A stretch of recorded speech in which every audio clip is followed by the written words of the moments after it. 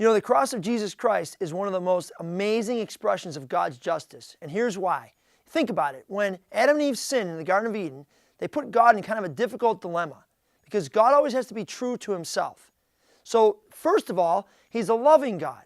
So to carry out the punishment that he had said to Adam and Eve, if you eat from this tree, you'll surely die, means he's kind of ignoring his unconditionally loving nature and just hammering on these people that he's made and that he loves very much.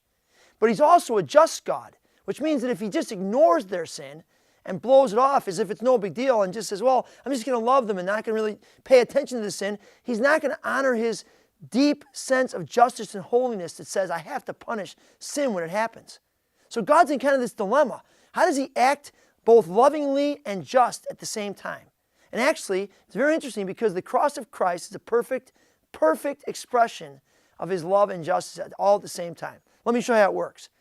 Just imagine this is people, you and I, stained with sin. You know, we're just ordinary people. We no longer reflect the glory of God to the world because the sin has stained us. And just imagine that this is what God would do in his anger and wrath against sin. This is what he would do if he could carry out his anger against sin.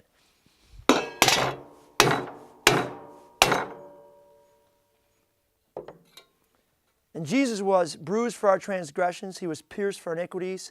And the punishment that should have fallen on us fell on him. And by his stripes we are healed.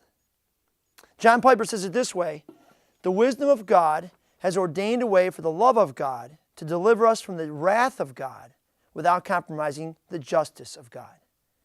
You know, when you think about justice, when you think about the Christian faith, when you think about what Jesus did, have you ever really pondered the cross? Have you ever really sat down and thought about how profound it is that God poured out his wrath on Christ so that he could express his justice and love to us, all in one act on a cross?